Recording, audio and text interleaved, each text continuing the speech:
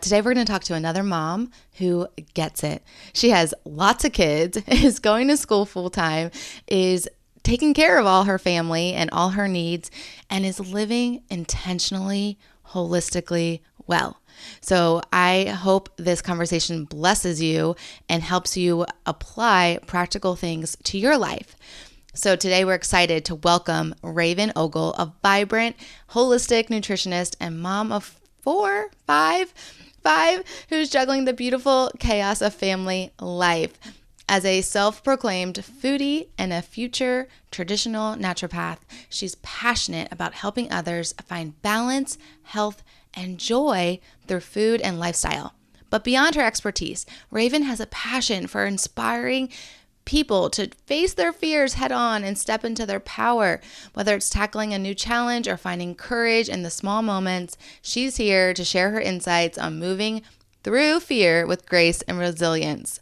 This is our girl, right? You can hear it. You can hear it in the intro. You can hear how she is going to help encourage and inspire you to take those baby steps of courage into the face of fear. Speaking of the Bold Blueprint, that is what we do in my 6-month group coaching program. We take those baby steps together. Your intentions are so good. You have so many good intentions inside of you, but life is getting in the way. And you're finding it hard to juggle all the responsibilities and things that you want to do and things that you have to do with pursuing your courageous life. And so we're going to put your intentions into action. I like to say your intentions are a hill of beans, and we're going to courageously climb those hills together in very practical steps throughout the whole 6 months. It's broken down so simply, step by step. We take that courage to transform your holistic life. If you are ready for a life that is way beyond your dreams and what God has for you, then go right now to www.theshanwright.com/bold. Doors are opened and your future self will thank you for stepping inside. Let's dive into this amazing conversation. Hey mama, are you overwhelmed by your full blessed life? Do you feel stuck in the messy, mundane middle? Then I'm so glad you're here to take a breath. Hey, I'm Shan Wright, RN, holistic wellness coach, and a mom to 4 that went from perfectionism, control, and lots of anxiety to intentionally living through simple solutions and so much peace. If you are done with the stressed out life, hot mess express type of motherhood, then heat up that coffee again and let's live holistically well in the middle. Let's go. I'm super excited for another guest today, and this is a real life friend from church. We just got started in a conversation one day, and I was like, would you want to come on my podcast? So Raven, welcome to the show. Hi, thank you for having me. I'm really excited. I know. So we haven't known each other that long, but it was like very quickly realized that we both have so much in common. We have a passion for health and wellness, a lot of kids, and just I think have a passion for life. Like you seem like someone who's just so vibrant. And so I feel like we really click. And that's why I'm like, I feel like I've known you a long time, but it actually hasn't been that long. I probably know your daughter more than you, being Yeah, that seriously. I have her in Sunday school and I love her. So anyways, let the listeners get to know you a little bit more. Please just share with us a little bit about your family, how many kids you have, all of that. And then 3 things that you're loving right now. Yeah, I have been married for 12 years, and my husband and I have 4 kids together. It is literally crazy all the time in our house. We have 3 girls, and then my youngest is a boy, and I love having girls. Love it. I think it's so much fun. I have 6 younger brothers, so having girls is a dream come true. And then I am also obsessed with having a boy. It is so much fun. Boys are so fun. It is so much fun to just be in his world and his wild self. And then to see the girls be moms to him is just the sweetest thing ever. And things that I'm loving right now are my couch. Best investment. Must be a good And one. it is. It's very good. But I'm sure when this episode comes out, I will have already told my whole world. But because we're expecting our fifth, I'm very tired. And I love that my couch is in the central area. So I can still feel like I'm a part of everything while being horizontal. Yes, that is such a good home setup. That you can Yes. like the great room is just like, now is this my bed and you guys can Yep. play. Yes, yes. And then I am obsessed with 1933. It's in downtown, it's not downtown Fishers, but the district. Oh, the lounge? Yes, yes. Yes. I know that place. Obsessed. I get the same thing every time. The navy bean soup is I've never had that there. comfort. Yeah, so good. Oh, So wow. I highly recommend. I love the aesthetics in there. It's like every angle has a different feel and different Oh, yeah. vibe. And you're just Yep. like, can we sit over here this time? And then over here this next time? The last time, I mean, we are regulars. It's a little embarrassing. The last time I was carded because it's a 21 and over. Yeah. And the server was like, I need to see your ID. And I'm like, I have soon to be 5 kids. Your good ID. And I said, I should take it as a compliment. This, Yes. Yes. Always. the youthful. And then the third thing that I'm loving, I really love the stages that my kids are at. I have an 11-year-old, 9, 5, and 2. And there's age gaps in between them, but I feel like I'm able to really be where where each kid is at. So Mm. my middle schooler, it's the wild, wild west. And I have the capacity to help her walk through that stage. And then my 9-year-old and my 5-year-old. And I used to think kindergarten was a big kid. Now I look at her and I just think you're still a baby Hmm. because you're going to turn old. And then my 2-year-old, he's just a ball of fun. I love it. So those are Yes. the things I'm enjoying right now. Love it. And yes, we have two kids the same ages, 11 and 9. So I know that, and they're both girls and yours are girls.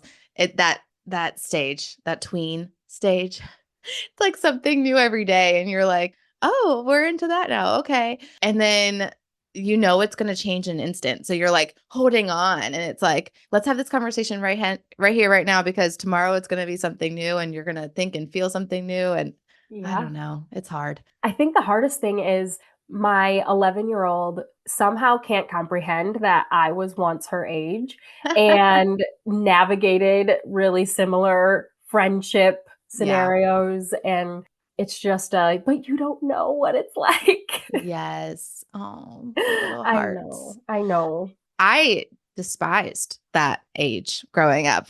So I'm actually looking at my 11-year-old and I'm like, wow, you are compared to what I looked like at 11, you look like you're 18 and you're acting like it. You're acting way more mature than I did.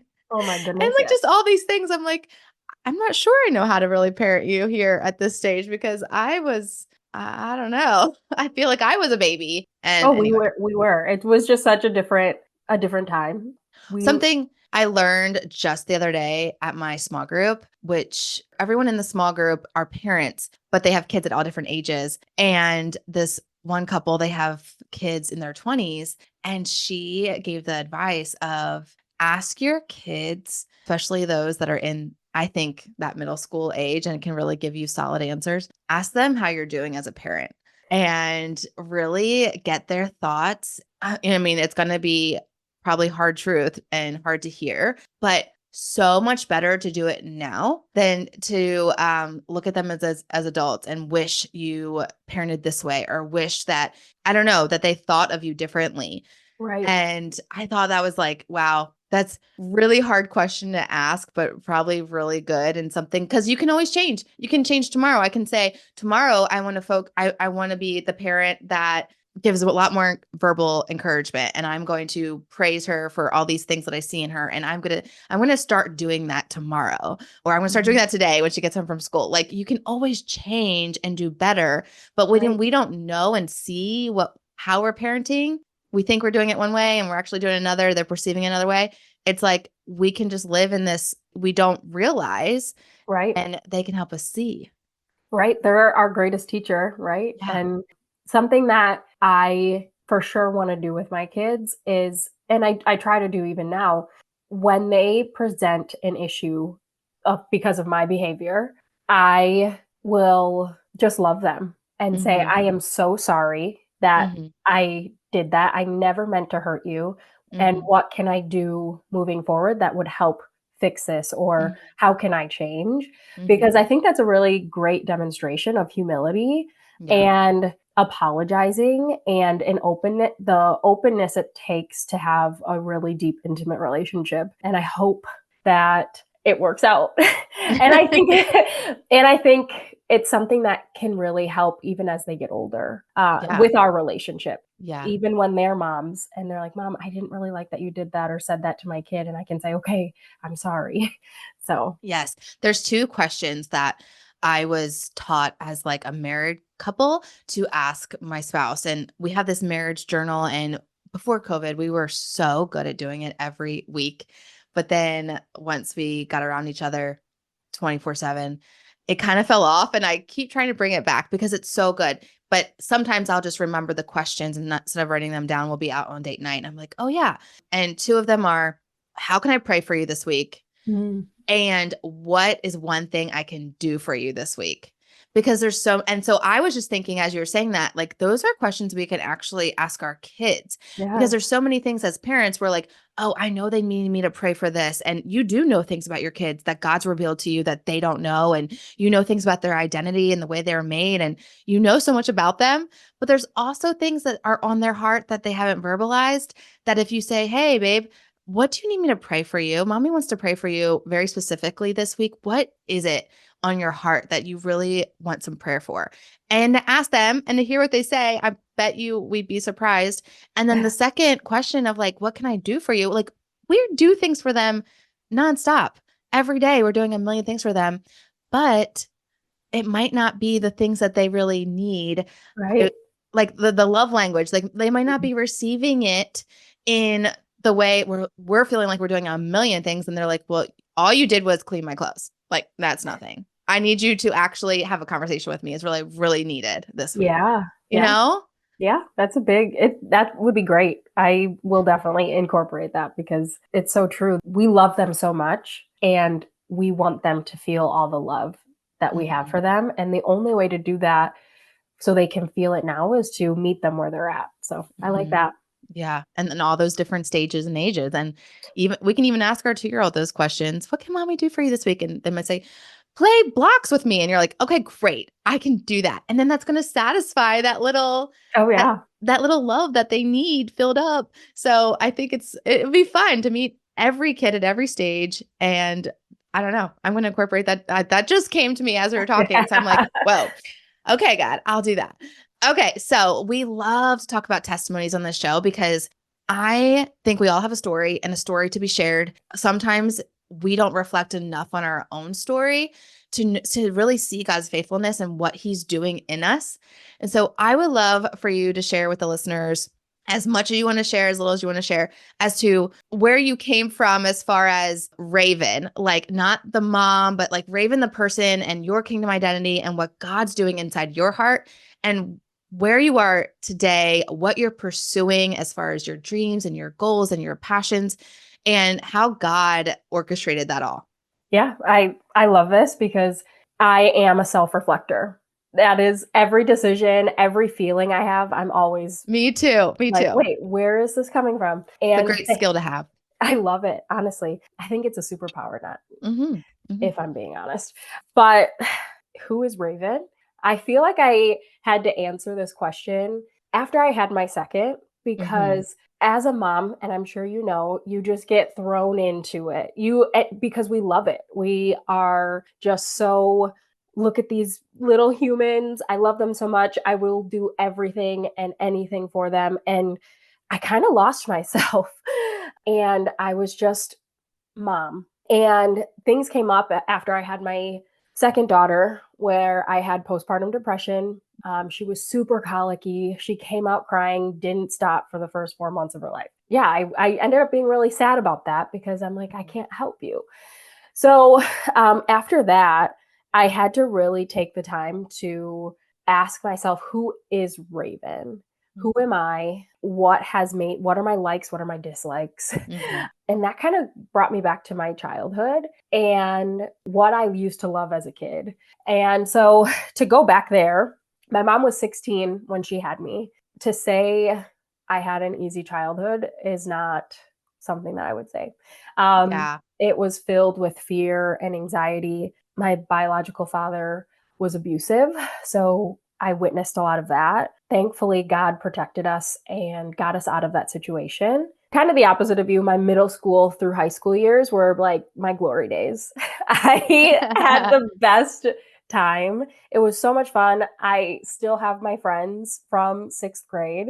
They're getting married, having kids. But throughout my whole life, really, I see God's hand for sure. Because Mm-hmm. not only did he get us out of a really terrible environment with my biological father, my mom was able to get married to a loving man, and my life changed for the better. And I got to really feel like a kid. He also allowed for me to make my own mistakes, to have these small moments of like fear conquering things, like tiny running for student council, speeches, and all that stuff. And it allowed for me to meet my husband because I was so involved in church and I loved serving. And him and I met on a mission trip in West Virginia. So God's hand is at work throughout my entire life. And I definitely feel that. Something that I've always had was a passion for health and wellness. Now, this is not healthy,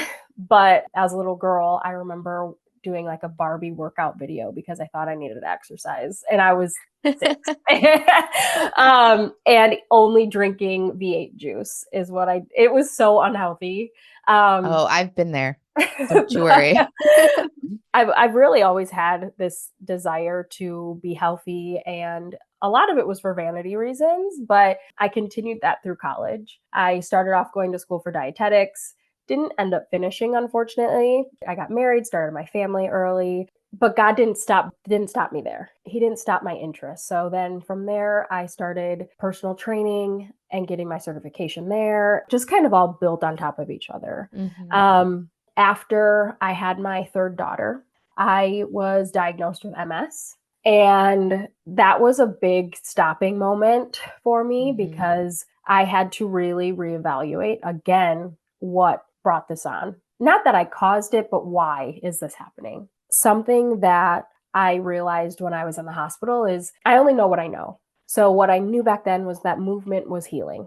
Mm-hmm. So even though I couldn't walk very well without having Mark assist me, I knew enough from personal training and everything to do what I could. So I walked the halls every single day. And I knew that I could control what I put in my mouth and how I fueled my body. And I knew that food was healing. I knew that enough of that I completely 180'd my diet and have been able to manage my MS through there. It's hard not to look back and just see how God has worked throughout all that, and just it builds on top of each other. So yeah, that's really kind of how I've got to where I am now, being a naturopath or studying to be, because I have had so many amazing people in my life who were naturopaths and have helped me throughout this journey. And when I moved to Indiana, I found it really hard to find exactly what I was looking for. Mm-hmm. And so I said, well, this seems like a perfect opportunity for me to fill that need. So. Yeah. So you had a hard time finding, as far as your treatment and care, what you were looking for? Yeah. So the specific modalities that I am looking for, I couldn't Mm-hmm. find a naturopath. At least right now, I've only been in Indiana for a year and a half. Oh. But I was looking for bioenergetic testing as well as the functional lab work to be Yeah. done, and kind of join those together and get a Mm-hmm. fuller picture of what my health Mm-hmm. looks like. And so because I couldn't find that right away, I Mm-hmm. took it upon myself to do that because I see a need. I definitely see a need with the health in today's society. So Yeah. Have you since found someone local? I have not yet. Okay. I'm loyal to a fault. And so I still go back to Wisconsin Oh, do you? and Okay. see my naturopath there. Well, Um, that's good. I mean, at least you yeah, have someone I that you still, yeah, trust. I'm not rogue, but but I am definitely open to Yeah. connecting with naturopaths in the area for sure. Yeah. So you are in school. I think you're almost done, right? Like a year left to be a Yes. naturopath doctor. Yep. Yes. Okay. And something else I was thinking as you were sharing your story was that it popped up in my head that God is our firm foundation and how kind of him to help you build a foundation of health and wellness early in your life Yeah. so that you kept saying like I knew enough about food. I knew enough about movement. And it's like, yeah, he helped you build those foundations so that when you had something that your body was reliant on food as medicine and movement Mhm. as medicine, he already had that foundation for you. So Yes. it's like God is our firm foundation, but he helps us put practical things into place to Yeah. actually have a firm footing and Yes. things that we're going through. Yeah. I mean, glory to God in all things because there's no way, no little thing is a coincidence, Yeah. in my opinion, because it is all God orchestrated. I feel so blessed to have that because I look at people who are in a similar situation as me and they don't have that. They don't Yeah. have that foundation of, the education background and sometimes not even the faith aspect. Because yes, I can do all the things moving, all the things within my Hmm. control. But if I didn't have faith that God had good plans for me, that He loves Hmm. me, that He's walking with me, that I am His daughter, Hmm. and like I would with my own children, like He has me, Hmm. there's no way that I could step out. Yeah. Maybe there's a way, but the strength that I have to step out and to take these big steps or to completely change your life, that comes from the Holy Spirit working through me Yeah. saying, I know you, like with my help, you can do this. Like you Yeah. got this. So I Yeah. feel so blessed. Yeah, that's so true.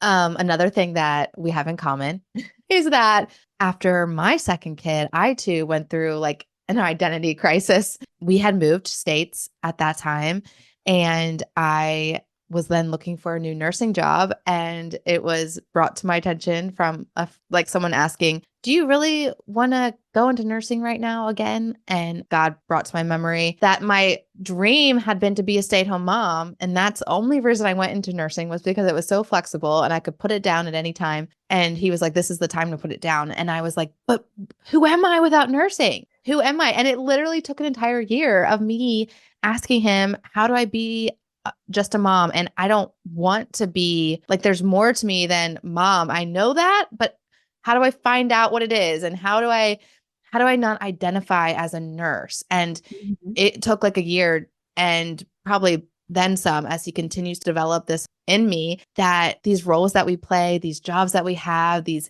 career paths that we pursue, these passions are not who we are. We have gifts and talents and skills that we can learn in those areas and we can be good at certain things, but our identity is our character. It's what he's building in us. And we can't put our identity in things that can be taken away. We Oh, have to yeah. be putting it in him. And I like to remind my moms listening of that because I think so many moms say, they become a mom. Because I think it's interesting that this both happened to us after our second kid. They become a mom and they're like, this is what I was made to do. This was what God made me for, was to be a mom and to raise these kids. And I'm going to put all of me, my holistic self, into motherhood. This is my thing. And Yeah. I want to remind them, no, actually, motherhood is a gift and it can be taken away. Very, very sadly, it can be taken away as much as it was given to you. Yeah. And it's not who you are. It's this Yeah. amazing role that you get to play in someone's Yeah. life to raise them to be kingdom kids and to impact the kingdom. But they're God's kids and you are so much more than that. And so I love that you went through that just as I did. And we can share that together Yeah. to these Yeah. moms that you're way more than a mom, even though you love it, you love motherhood, you have dreams and passions. And this led Yeah. you to being a naturopath doctor and pursuing this amazing career. Yeah, it's fun. And it's actually funny that you said that because something that I think about with especially when I talk to first time moms, I love talking to first time moms because I Mhm. get a chuckle. Because we've all been there. We've all Yeah. been a first time mom. And I remember one time, one of my friends was shocked that I could leave my kid at the childcare in the gym. Like, how Mhm. could you? Yeah. That's so. She actually said that's so selfish. It feels so selfish.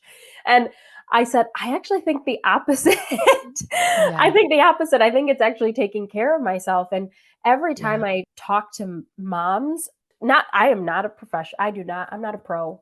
I make mistakes all the time. Yeah. But as a seasoned mom, I know that I need to feed my mind, body, and spirit. Mhm. And bringing that back to naturopathy and holistic health in general, something that I see with clients is that they're so focused on one aspect, and that may be the Mhm. physical, it may be Mhm. exercise and nutrition, but then they're missing the what brings you joy, what Yeah. makes you feel Exactly. alive, um, Mm.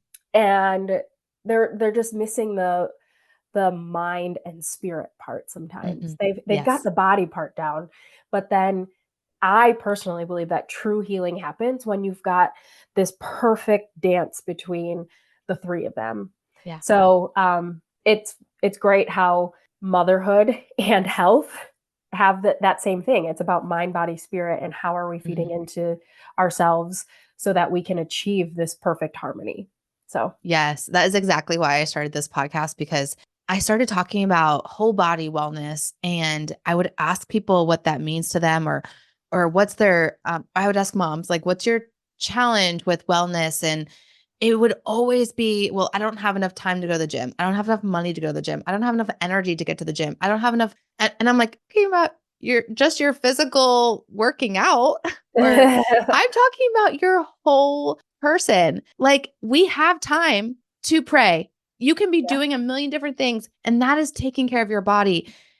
We have time to have a conversation with an adult about our emotions and our feelings and think through. And we were talking about reflecting. We have time to reflect and think about words that we said and why we said them and Mhm. about our thoughts. Like we have time to do all these things.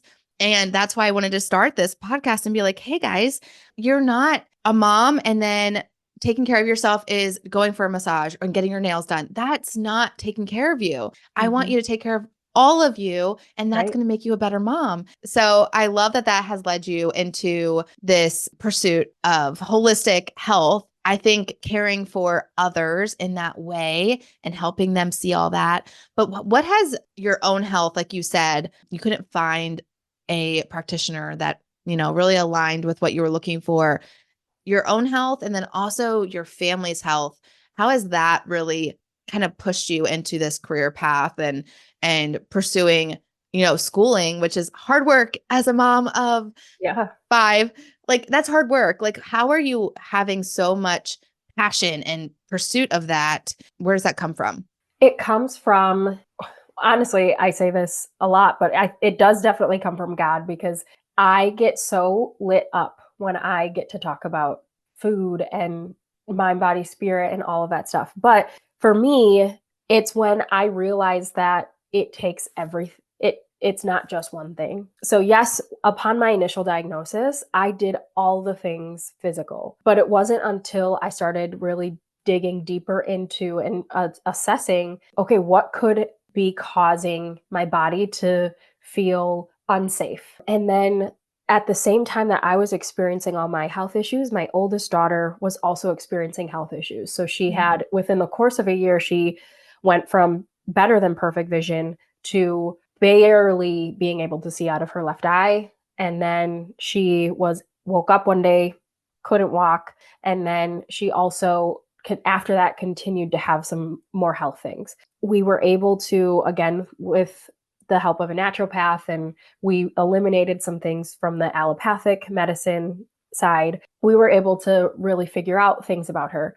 But it's through this whole journey that I've realized that the more I know, the more I can Mhm. help my family. Mhm. Because to be able to see your kids struggle, to see your own health struggle, and to know that I want to preserve as much as I can. And I want to be able to have the knowledge and the equipment and the tools and a solid foundation, really, to be able to help support my family. Then that is the ultimate definition of generational wealth, in my opinion. Mm-hmm. Yeah. If I can break generational curses or whatever this is that the devil really wants to bring down on my family, Mm-hmm.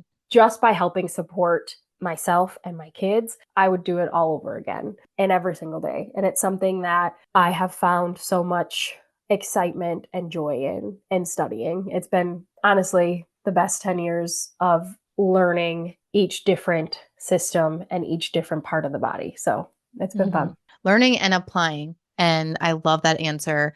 And you are implementing what you're learning as you go and changing your life, changing your kids' lives. And then you're going to be changing so many other lives around you and impacting them. So I want to know, as a busy mom, again, so many kids, and you're going to school and you're learning all the things and you want to live holistically well. And the moms listening, they're busy and they want to live holistically well. How are you so intentional with your time? Because we all only have 24 hours. And that is the excuse I hear all the time is I don't have time. How do you, like, I used to read so many books. Right now, I'm sitting with a lot of books and taking my time through a lot of them.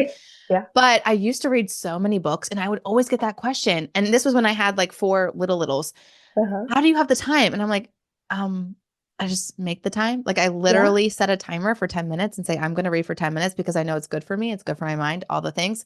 And Yeah. I realized that I am someone who I don't like to waste a moment. I don't like to waste time. And so I Yeah. am intentional with it, but I know that doesn't come easy to everyone. So, but for you, I can see you're probably that same way and you do a lot of things. So how do you do that? How are you intentional? What helps you? I don't know, do you have tools and strategies in place to do that? What do you do? Yeah, I mean, not every day is perfect. Some days it's a hot mess over here. But something that I remind myself, and honestly, my husband does too, is you can't pour from an empty cup. Yeah. So for me, it is my non-negotiables. I'm not type A, very type B, but I still have my non-negotiables. Yeah. Um, and that is moving my body every day. I get to the gym 5 to 6 days a week. That is a non-negotiable for me. Mm-hmm. I fuel my body the way that I know is going to give me the energy to do everything that I want to do. Mm-hmm. And then spending time with God. So again, this is mind, body, spirit. Mm-hmm. Sometimes me spending time with God is putting on my playlist and just surrendering and offering up my hands. And that's my time with God. Yeah. And my kids can see that. That can happen when you're doing the dishes. Um, Yeah. so I think my biggest tip would Yeah. be infuse it throughout your everyday. I Mm-hmm. had a therapist tell me because I'm like, I just need a vacation. Mm-hmm. That's going to fix all my problems. Get a vacation. And she's like, well, you need like micro vacations throughout your day because the one vacation, you're going to come back and everything's still going to be the same.